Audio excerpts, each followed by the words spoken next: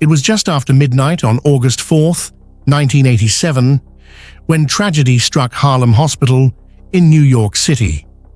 Joy White had brought her 19-day-old baby, Carlina, to the emergency room, terrified by a high fever. The young mother never imagined that within hours her child would vanish without a trace from inside a hospital room under the gaze of nurses in a city that never sleeps. Security was supposed to be tight, doors locked, cameras watching.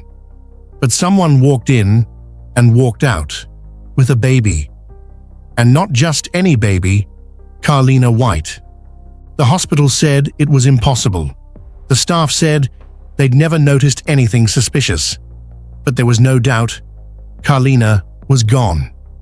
Her mother's screams echoed through the sterile white halls as detectives swarmed the scene. No signs of forced entry, no security footage, no suspects, nothing but an empty crib. And one name would soon come up, Ann Petway. But back then, no one knew who she was. The White family, shattered and desperate, launched a tireless campaign to find their baby. Flyers papered every street corner from the Bronx to Brooklyn. Joy and Carl Tyson, Carlina's father, appeared on news broadcasts, begging for answers. The case drew national attention. But then, like so many others, it faded. Leads dried up. Police moved on. And the world kept turning. But Joy never stopped believing.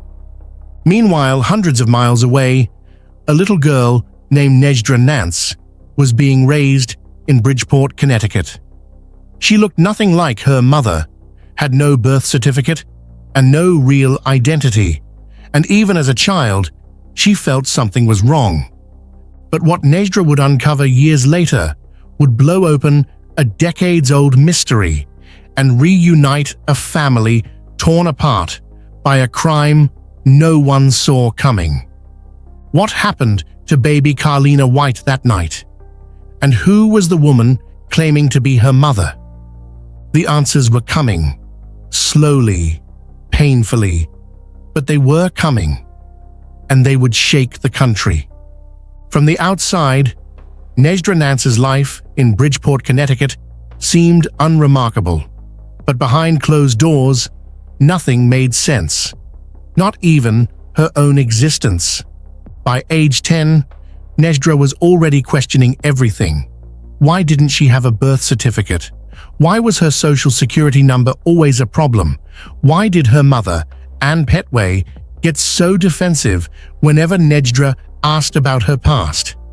Most kids looked to their parents for answers, but when Nejdra did, she was met with silence, half-truths, and fear. Something was wrong. She tried to live a normal life, school, friends, growing pains, but the confusion about her identity cast a shadow over everything.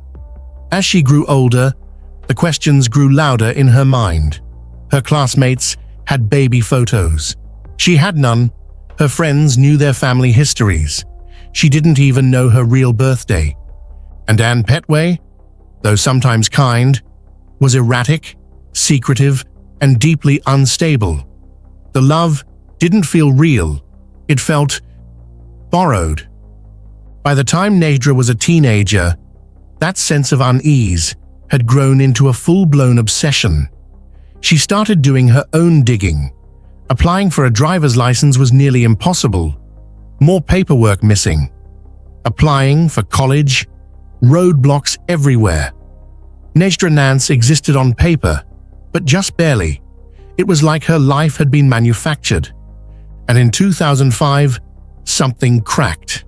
She confronted Petway, demanded the truth. But Petway, panicked, admitted just enough to make everything worse, telling her vaguely that she wasn't her real daughter. That was it. Nejdra's world fell apart. But rather than fall into despair, she got to work. She searched online for missing children. She scrolled through endless names, photos, and timelines, until one image grainy, black and white, stopped her cold. It was a photo of a baby who had gone missing from a New York hospital in 1987. The child's name, Carlina White. She looked just like Nejdra. Chills shot down her spine. She reached out to the National Center for Missing and Exploited Children. She told them everything: the doubts, the missing records, the strange life she had been living. They took her seriously. A DNA test was arranged, and when the results came back, it confirmed what she already knew in her heart. Nejdra Nance was Carlina White. After 23 years, the baby stolen from Harlem Hospital had finally been found. Carlina White had always imagined what it would feel like to meet her real parents. She pictured smiles, tears, long embraces that filled the empty parts of her heart. But when the day finally came, January 2011, it wasn't like a dream. It was overwhelming, confusing, and in some ways, heartbreaking. When Joy White and Carl Tyson saw her walk into the room, 23 years after losing her as an infant, they froze. No one spoke, just tears. A quiet, heavy moment that said everything words never could. Their baby girl was alive, an adult now, with memories they weren't part of, with scars they hadn't seen, with pain they didn't even know existed. Carlina, torn between joy and grief, hugged her real mother, but something inside her couldn't fully celebrate. She had been raised by a woman she now knew as her kidnapper, yet part of her still felt connected to that life. How do you erase 23 years? The media swarmed the story. Headlines exploded across the country. Stolen baby found after 2 decades. Carlina White's incredible journey home. But behind the headlines, Carlina struggled. She was caught between 2 worlds: the family she should have grown up with and the life she'd been forced into. Joy and Carl had moved on, had other children, had rebuilt as best they could, but they had never forgotten her. Joy admitted that every birthday, every holiday, she had imagined Carlina's face, wondered if she was safe, wondered if she'd ever see her again. Now, here she was. But their timelines didn't match. Their memories didn't overlap. Carlina didn't recognize her mother's voice or her father's laugh.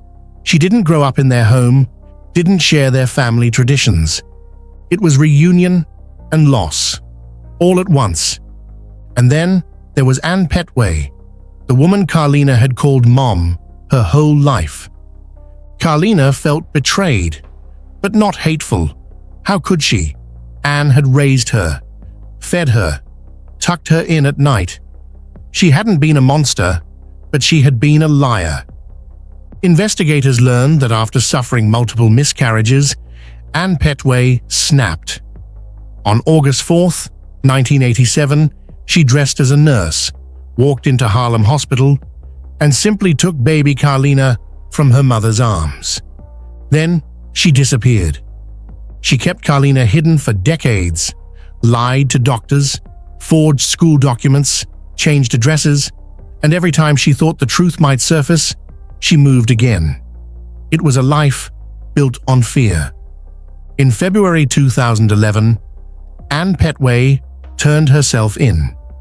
She was charged with kidnapping and later sentenced to 12 years in federal prison. Carlina didn't attend the sentencing. She couldn't bear to see her, but the emotional wreckage she left behind was already permanent. Carlina White had her name back, her parents, her identity. But what she didn't have, what she could never get back, was time. What came next would test everything: healing, forgiveness, and the terrifying weight of truth. Carlina White had found the truth. She had uncovered a past she never knew existed, stood face to face with the parents who had mourned her for more than 2 decades and watched the woman she once called Mom be led away in handcuffs. But the truth didn't heal everything. In the weeks following her reunion, Carlina tried to blend into the life she had been robbed of. She visited her real parents. She spent time with her biological siblings. They all tried to make up for lost time, but time doesn't forgive. Joy White, her birth mother, expected a fairy tale. She wanted her daughter to come home, bond with the family, and leave the pain behind. But Carlina wasn't the baby Joy had lost. She was a grown woman shaped by another life, another mother, another truth. And Carlina struggled to explain what she felt. She was angry, she was grateful, she was confused. She was caught between loving the woman who raised her and resenting her for the lie. "My whole life was built on a kidnapping," she once said in a quiet interview. How do you move forward when your foundation is a crime? Joy and Carl tried to be patient, but things got strained. Expectations clashed. The trauma was deep, and it had lived in silence for too long. Eventually, Carlina pulled away. The family that had longed for her return now watched her slip through their fingers again, but this time by choice. She changed her number. She went quiet. She had to heal on her own terms. Ann Petway was sentenced in 2012 to 12 years in federal prison. She apologized in court, saying she never meant to hurt anyone. But her apology couldn't erase what she'd done.